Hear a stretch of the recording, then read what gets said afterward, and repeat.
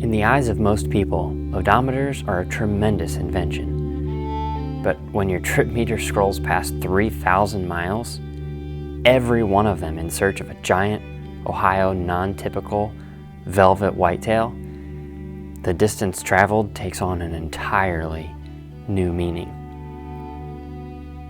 It's not a pastime, not exactly. The hours and miles we've logged on the roads scouring green bean fields, shimmering like the ocean in a warm summer breeze and fading sunlight, just hoping to find a bachelor group of velvet bucks, is a critical investment. One of the same magnitude as a 401k plan is for the average working class citizen. Deer, right there. Bucks, back up. At least one buck. It holds the potential to change the complexion of our entire future. What we find, or don't find, on those hot summer nights, letting rubber meet the road, is nothing less than hope and possibility. And in 2018, we were in for the wildest ride of our lives.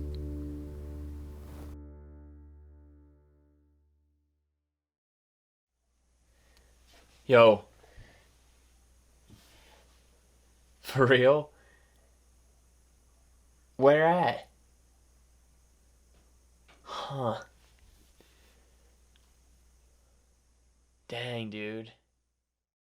The fantasy land of hunting television has left many a hunter in awe of world-class whitetails, grossing over 200 inches. And thanks to Realtree's monster bucks, we are no different. A hunter's hope, beyond simple success in a given season, is always tilted toward that once-in-a-lifetime crack at a 200-inch deer.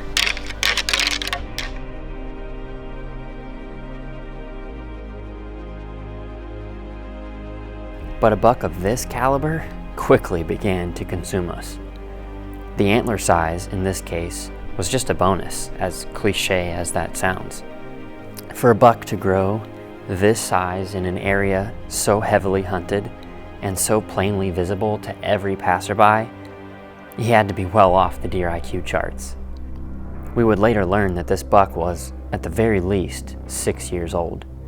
The prospect of matching wits with such an obviously elusive buck was thrilling. And so our hunt began. Today is a pretty exciting day because Easton and I are on a new piece of property that we actually just got permission on. There may or may not be one of the biggest deer we've ever seen in the wild living on this piece of ground. A couple weeks ago, Easton actually spotted this deer from the road. Beautiful deer, big drop tine on his left side. We stopped, asked the landowner if we could hunt. He said absolutely. He does let a couple other people hunt. In fact, there's a stand right behind Easton right now. So we're just kind of scouting things out, getting our boundaries. We don't want to step on anybody's toes that already hunt here. So pretty excited though, and we're gonna hang a couple cameras and see if we can't pinpoint where this dude's living. So. Trail cameras are a lot like the old claw arcade games, if you know what I'm talking about. And so we have a love-hate relationship with them. You put in your time, energy, and money, but you are just as likely, if not more so, to come up empty-handed than you are to win the prize. We knew we were in the game with permission just a few hundred yards from the bean field he fed in every evening. But we certainly did not put all of our cards in this one basket. I'm sweating, I'm dirty. But we got about a half ton of lime spread on the food plot right now. Dad's tilling it under. We got a couple bags of fertilizer and then we're gonna plant the seeds. So this is gonna be our brassica plot, which is right next to our clover plot. We've been working in here hard since about March-ish, clearing it out, getting it ready. We're pretty excited and now we just gotta pray for rain. So almost finished up here and deer season will be here before we know it. As you can see behind us here, the biologic brassica plot's coming in pretty good.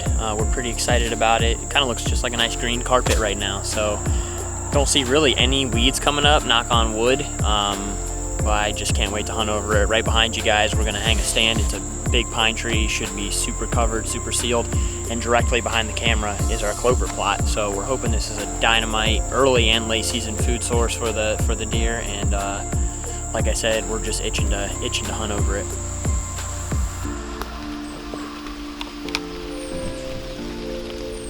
Hope began to give way to real possibility, and photo after photo left us in complete bewilderment.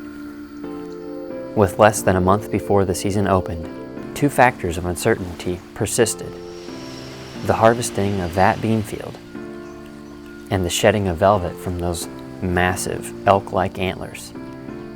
It wouldn't take much for that buck to fade into the abyss as he shifted to his fall range and potentially out of our lives forever. A few hard-horned pictures kept our hopes alive for the time being. Patience quickly wore thin, and anxiety escalated. With the calendar page ready to flip and October looming, our boots hit the dirt. Alright, so today is Easton's birthday, and this is the property where there's a monstrous deer. So the crossbow and the camera are switching places.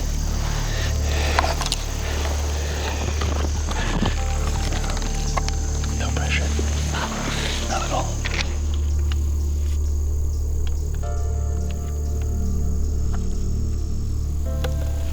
Despite most recent intel suggesting that he may have moved on, the wind was right, the air unseasonably cool, and a recipe for hope still brewed in our hearts. So we cut down and kind of walked past where the truck is, or where the tree stand is.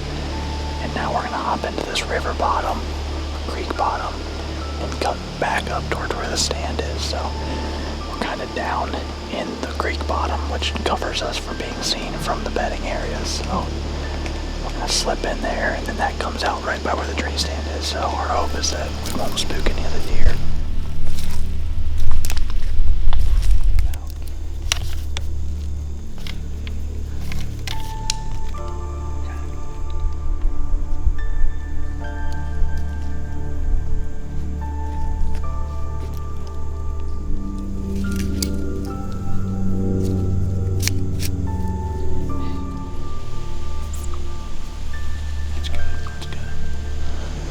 Well, today is September 30th, so it's my birthday, and we finally got the wind we needed to come in here on the property where we have the giant that still has no name. So it's 4:30 right now, and we checked the wind on our phones, and it said it's going that way, which is perfect. I have no idea which way that is, but when we got in here, it's actually blowing the complete opposite way, which still works out really, really well for us, because we believe the 2 bedding areas are up to either side. One goes up a hill towards some houses. The other one goes up into some treetops that look like they've been logged that are up by the road. And that's the spot where we think he's bedded. So we're hoping that he shows up tonight. But he hasn't been here in a while. As far as we know, we haven't checked the camera yet. But you never know, so it could be a good night.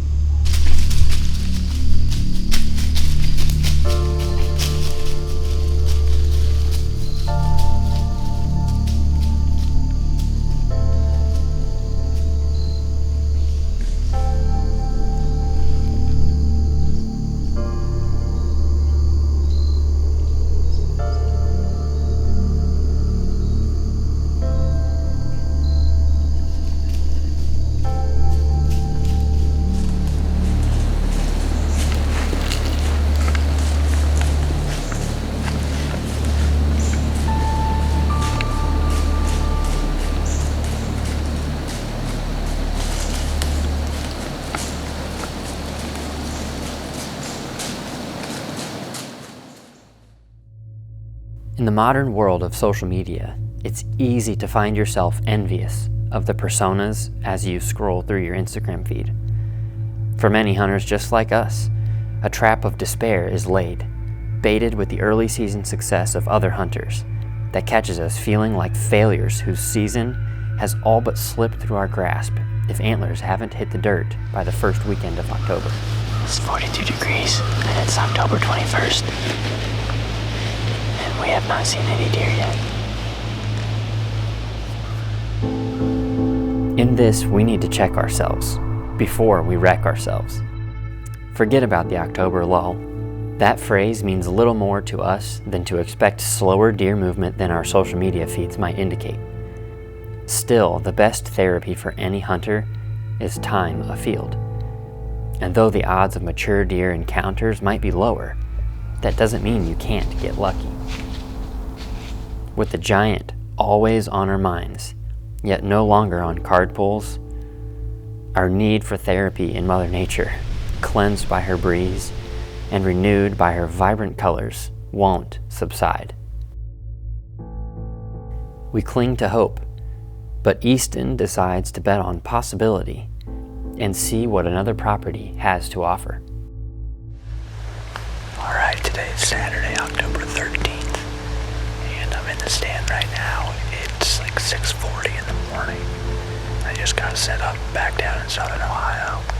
I'm hunting a stand today that I shot a doe out of last year, and it's the same stand that Abby shot her buck during shotgun season out of, so it's a stand that we know has deer going by it all the time. It's the first major cold front of the season. I think it's 40 degrees right now, so it's pretty chilly, and I forgot all of my warm hunting gear, so you gotta forget something to have a successful hunt, so.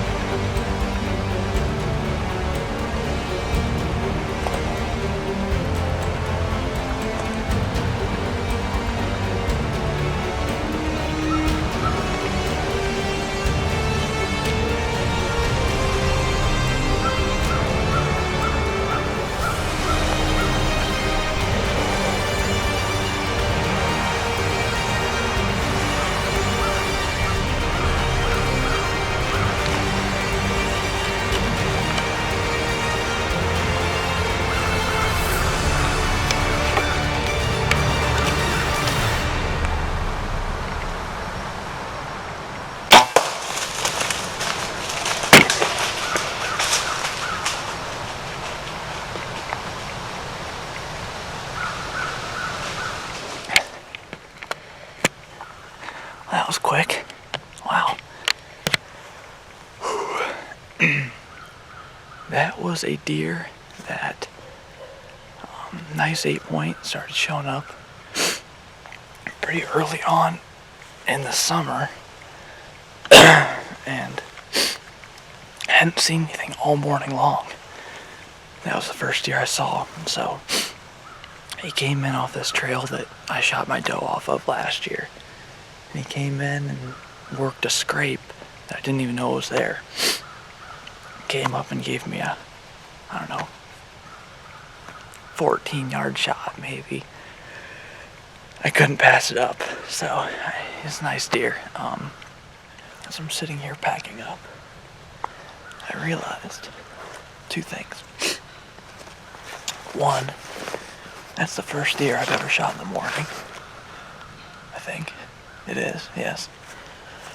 And two, it's really hard to pass on a deer that's standing broadside at 15 yards. That's just hard to do. I mean, no matter how big it is. It's just hard to watch them like that and not want to put an arrow right through the rib cage. It's like putting two back straps on a plate right in front of you and not wanting to eat them. It just doesn't happen. So I couldn't pass that up. I don't know if he's going to have some ground shrinkage or not, but I don't really care because that's food and my buck tag's filled. So I'm pretty pumped about it. We're packing up. I just let the bow down and I'm going to walk down to where Abby's hunting and grab her. And I think we might go get some cameras before we start a track job. So it can never hurt to give him a little extra time. I'm fairly certain the deer's down. I heard a big crash over the edge of the ridge here where the doe died last year too. So it never hurts to play it safe. So we're going to get down out of the stand and head that way towards Abby. Alright, well, we're at the stand right now. You can see right behind me. We're standing on the trail that's kind of to the right of the stand right now. And from the stand, you're only sitting like 12 to 14 feet above it. But on that back side where the deer was, that you can see where the arrow is going to be, you're like 25 to 30 feet higher than the ground. So on that side, which is typically where the deer come from, you're sitting way up above them and they never see you or smell you. And he was actually perfectly downwind of me when he came in. So the arrow's right back there. We're going to head down, check it out, and hopefully it looks good.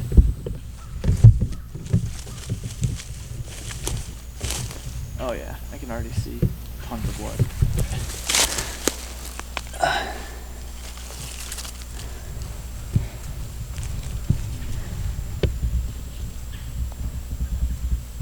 I don't really see a ton of bubbles, but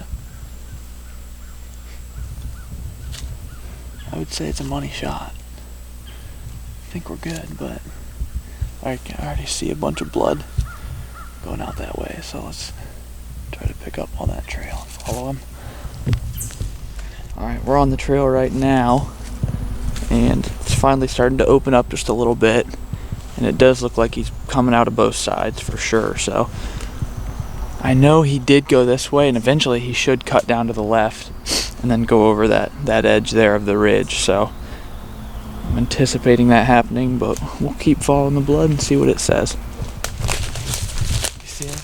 Mm-hmm. It's steep mountain country.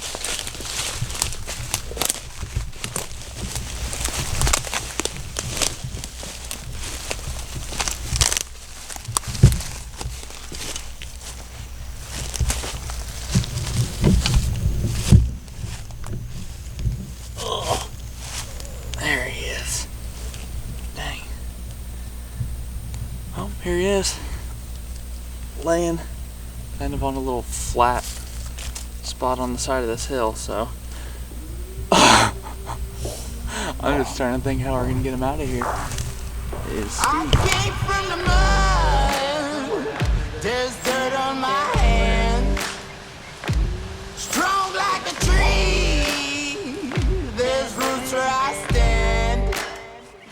Oh, I've been running from the law. Hope they won't shoot me down soon. They sing on a sleepless night. Try to catch me howling at the moon. Arguably, the foundational drive for a hunter's spirit is exploration. We tried a new area for the first time in the blistering heat of an early Kentucky bow hunt, and got our butts kicked. We lost that battle, but planned to come back for a rematch later in the year.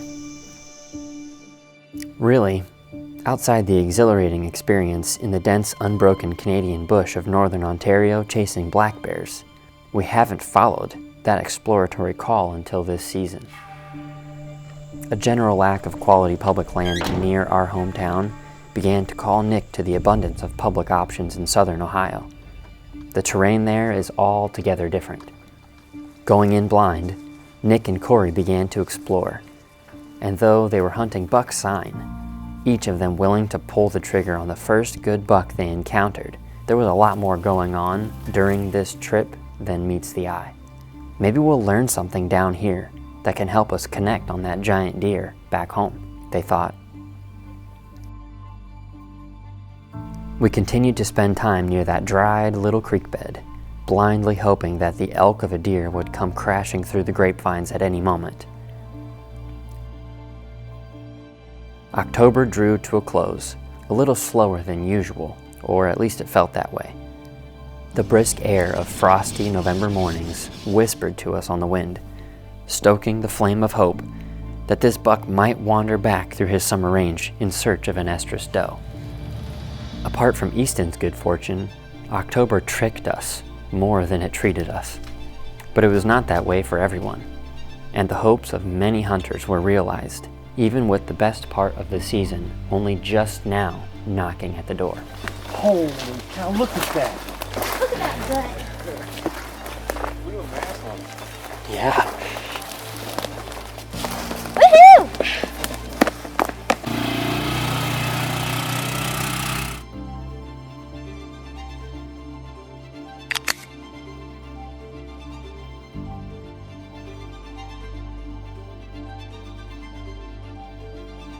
Elated, with hope reinvigorated upon the proof that at any moment your luck can change for the better, we were excited for the whitetail rut. November dawned and, for the first time all season, we remembered the hard work we put in building another food plot and felt comfortable enough to give it a shot. A bird in the hand, they say, is worth two in the bush. We often chose to ignore that biblical wisdom in favor of essentially hunting a ghost. So the first 2 weeks of November saw us bouncing around like a pinball, hoping to score big and land in a tree with a hot doe nearby. That single event can swing the floodgates wide open. We've seen it before, and it's what we dream of witnessing every November, when the stars align and lightning strikes.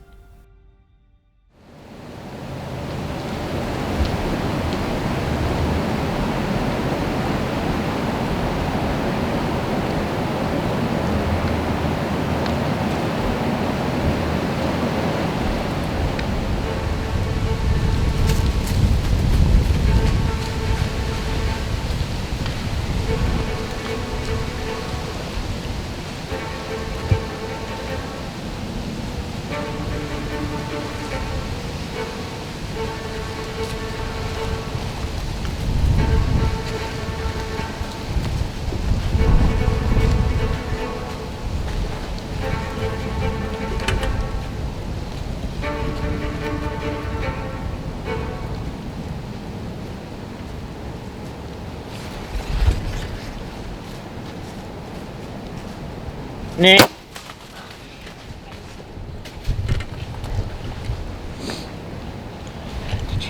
missed. I think I'm gonna shoot him.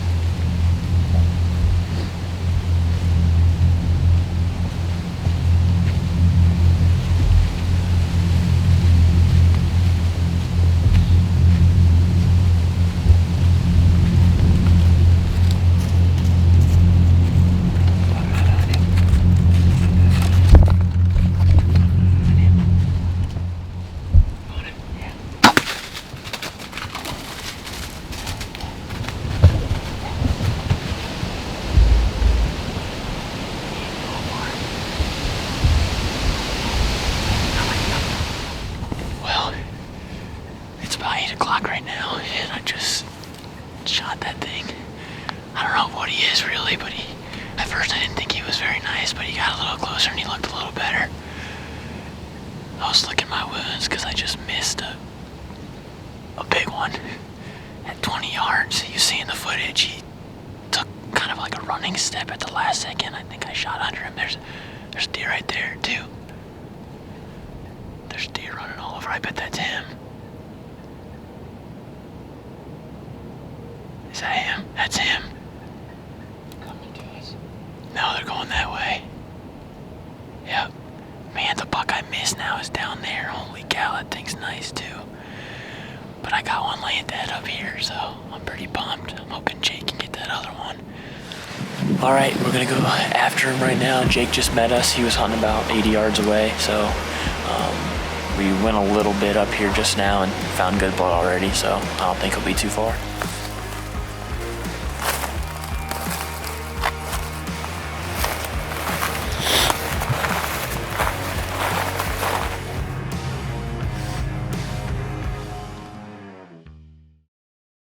It almost struck twice that day, and that would have all but extinguished our hopes of connecting with that giant deer. Little by little, the story of that buck expanded. More people than we knew were chasing him, and in a much larger area than we would have ever guessed. A recent card pull showed that we were not wrong to assume that eventually he would make his way back through his summer stomping grounds looking for love. If only we had chosen differently. Nick, with a morning off work, banked on tried and true food, anticipating browsing does to bring bucks cruising through our clover food plot. Meanwhile, right below the stand in that little dried up creek bed, 20 miles to the east, a hot doe galloped through a blackberry bramble, just 30 yards away, with the behemoth of a buck close in tow. We could kick ourselves for not choosing differently. In fact, we did for a time. Why didn't we spend every chance we had perched in that set hunting that buck? The reality is, that's hunting. By the middle of November, though we hadn't wrapped our hands around those massive antlers, we hadn't abandoned hope. Too many memories, too many filled tags, and too many beautiful days in the woods doing what we love had accumulated for us to feel down. We learned from our earlier lessons and took the bird in the hand, not worrying ourselves with the ones that might be in the bush. There were still several tags floating around, unpunched, and the possibility of catching up with that buck of a lifetime remained. Peak breeding might be coming to a close. But in our experiences, the end of November can be just as thrilling as the beginning.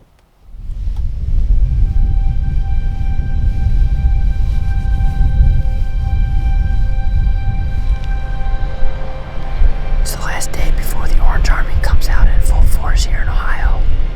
So we're giving it one last shot here this evening in a spot that we haven't hunted yet this year, but we've had a lot of success in it over the years. I don't even know if I could count how many deer we've killed out of it, so my fingers are crossed that something good shows up.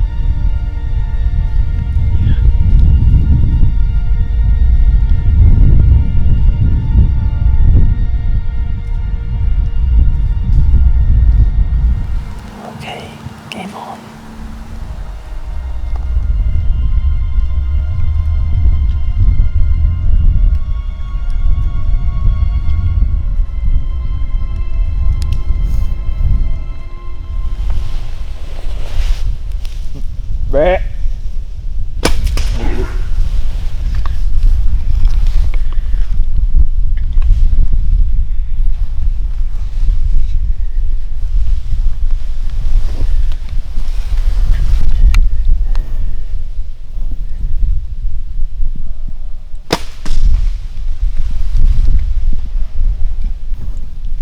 We're gonna toast him.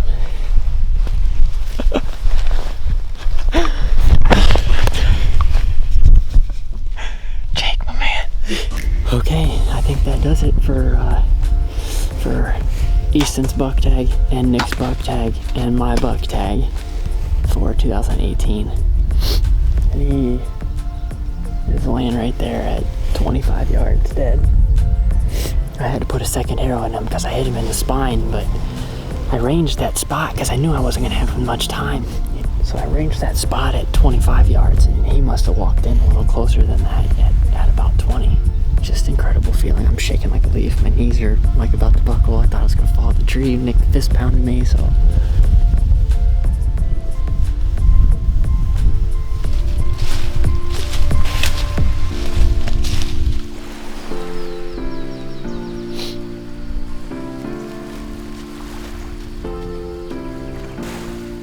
And then there were two. Rachel and our father, Steve, were the only eligible tag holders with permission to hunt the property near that giant buck's range. No regrets from any of the rest of us, to be sure. We were over the moon excited and grateful for the opportunities afforded to us by Mother Nature and Almighty God. But the longer the season progressed, the fainter burned the glimmer of hope that someone in our group would yet get to wrap a tag around those elk-like antlers. Again, the calendar page flips. Now, 2019, and the start of a new year, felt close at hand, and the thrills of hunting the whitetail rut seem an already distant memory. Food becomes the focus for whitetail hunters across the country, and that was precisely our game plan heading into December, as Nick worked toward helping a buddy fill his first out-of-state deer tag.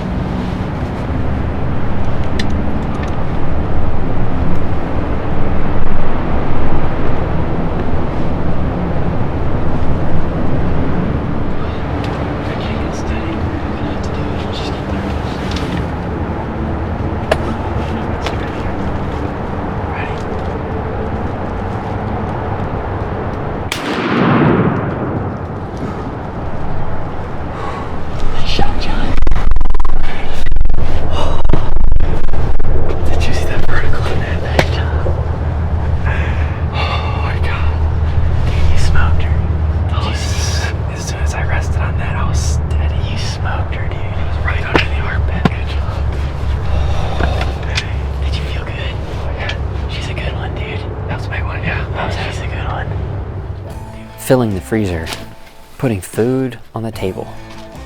It's the original motivation behind humans hunting in the first place.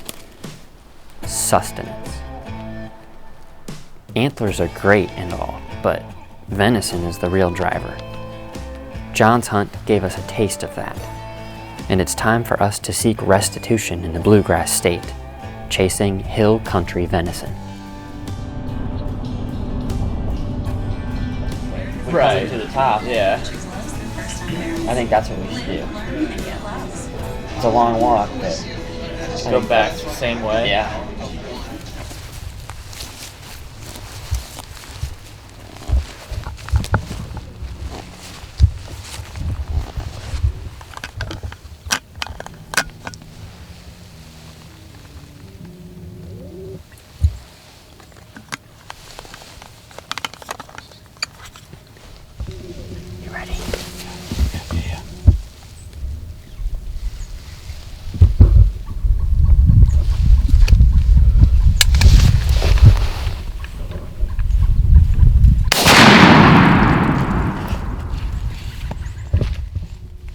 She's toast, man.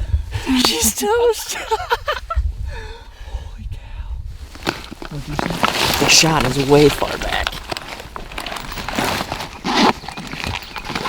I'm gonna take this off and I'm gonna have to go check this out. Every time I would change the focus, it was trying to refocus. Because it's on auto. Yeah, it was fighting with me, which sucks. That's okay. We're gonna get this deer. Public land. Okay, you ready?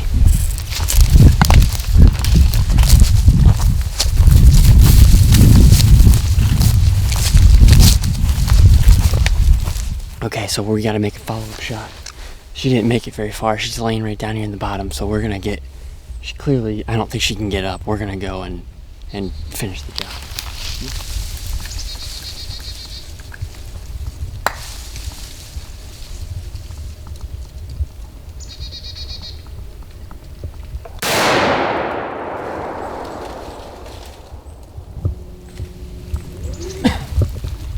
She's done.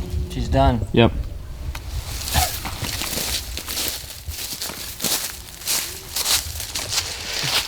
Backstraps over an open fire. What did we say? That was the goal, right? That was the goal for the night.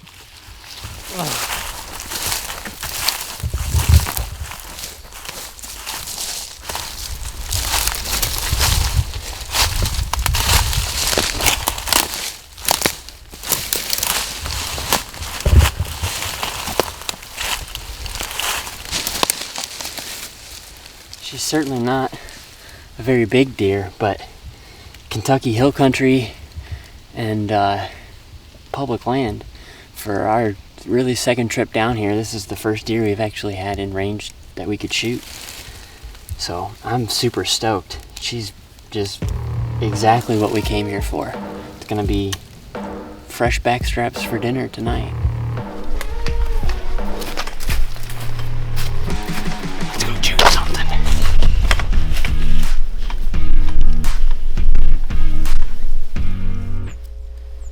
Perfect.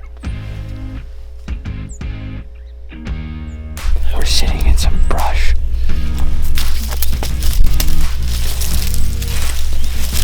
Hoping and praying for a little bit of Kentucky magic.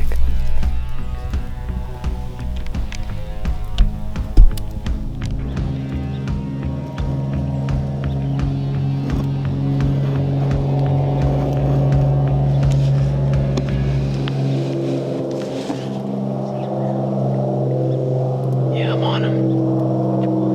Both of them. The one in the front's pulling, I think. The one on the right. Okay. Yep.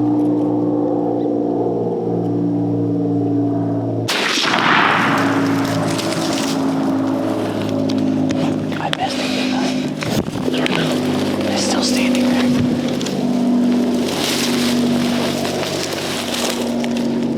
Oh, that was the one it was with. I don't know. I aimed right on the heart because it was so close. I'm gonna reload. Let's go water look for blood.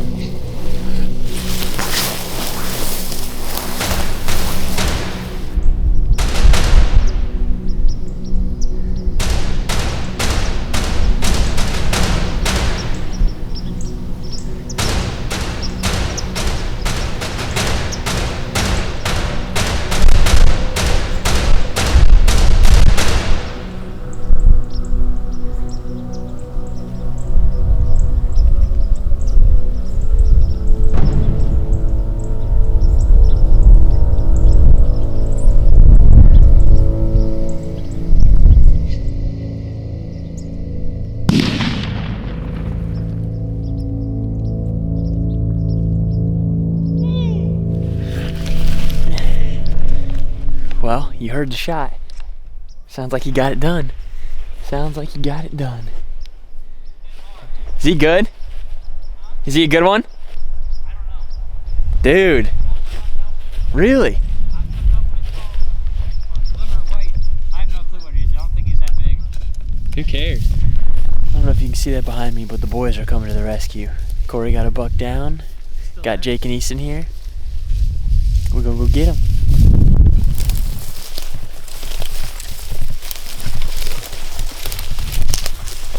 Heck yeah, dude.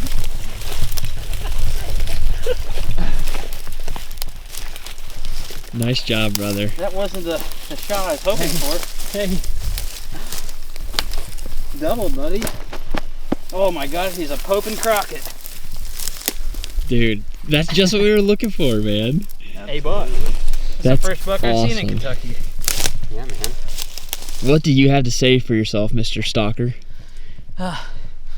I'm pretty tired, and I'm glad I could redeem myself with a somewhat decent shot. We had a blast, literally and figuratively. Kentucky showed us a gentler touch the second time around, and honestly, it helped to refresh our perspective and reinforce our success to date. Sure, that big deer lurks in the recesses of our minds. A ghostly deer of such unimaginable proportions would live in the waking dreams of any hunter lucky enough to chase after him. But a peace was brought to us by good old Kentucky. Too often hunting becomes a job more so than a hobby. Our roots, planted by our father and his father before him, were in the fun of the hunt and the fellowship of hunting with those we love and care for. 3 months old. He sure was fed with some big tine. He had that big rack. Look at the big tines on it. In tribal times, hunting was the culture of the family, and Kentucky helped us find that aspect of it and bring it back to life.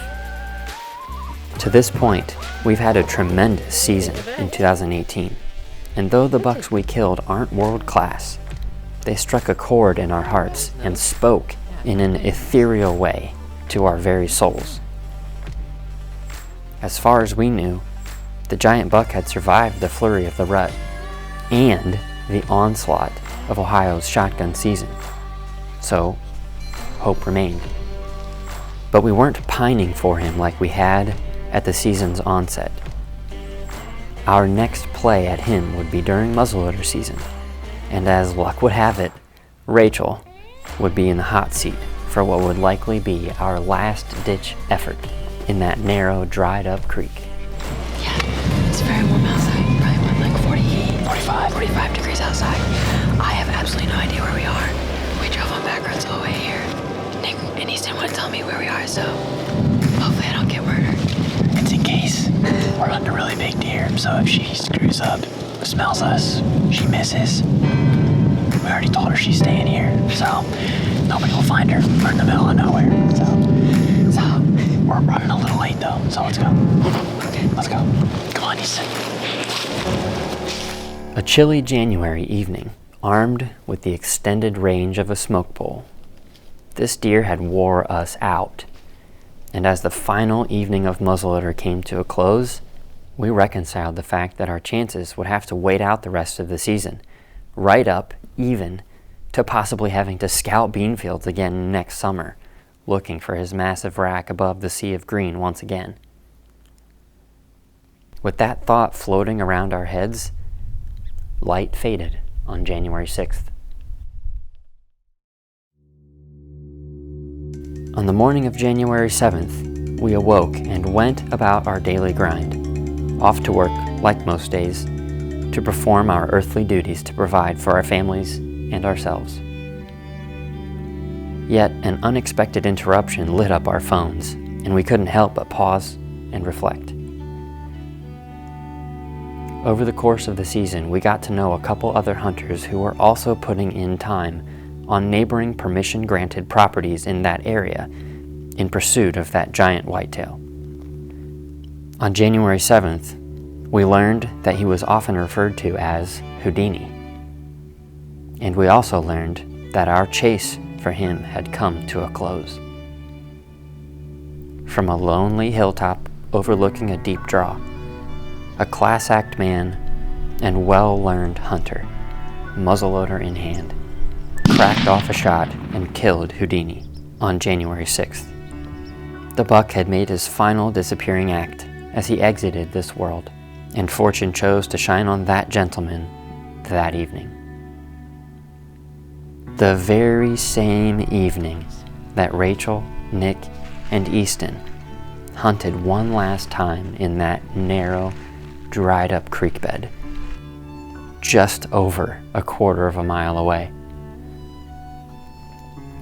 Fortune smiled on us that Monday as well, and we were able to get in touch and meet with the man who killed this legendary whitetail to hear the story of how Houdini finally met his match. Some hunters might have felt disappointed, maybe even spiteful, that they were not the lucky ones sitting behind those antlers posing for the camera. But all we felt was honor. We were honored to have even seen a buck of that caliber, totally free range and wild. Honored to even have attempted to hunt him, and even more honored that we could see Houdini in person and meet the deserving hunter who made the shot, closing our chapter on this buck's storied life. Our quest had ended. The season was quickly drawing to a close, and we wanted it to go out in style. Good friend Nick Hendershot had come to town earlier in the year and had an encounter with a really good buck while hunting over our brassica plot. Round 2 of our Kentucky trip turned the tide, so we hoped after the roller coaster season we had that Nick's second round would do the same.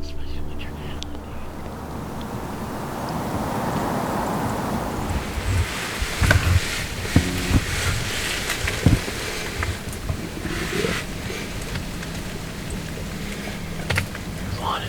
What's my range? It's 25, 27. Okay, I can't see him now. He's on the other side of the tree. Just be patient.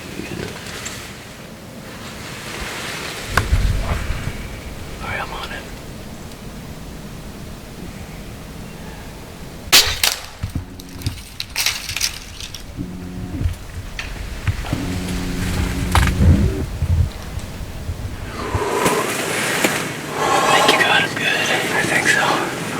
Lost him though. Did you see the red go into him? I think you hit a twig, but I think you still hit it. January 20th marked our last trip to the woods chasing Ohio whitetails during the 2018-19 season. And what a high note on which to conclude. What most of us don't take the time to realize is just how privileged we are to live in this era in this great country, regardless of what other people and parts of society might want you to believe. We all need to be grateful every time we lace up our boots and walk out the front door. It is the hopefulness of American values that it is even possible for us to enjoy the great outdoors. And that is the very same foundation that granted us the hope and possibility of hunting the giant buck, Houdini, in 2018. Rest easy, big fella, and thank you for the ride. I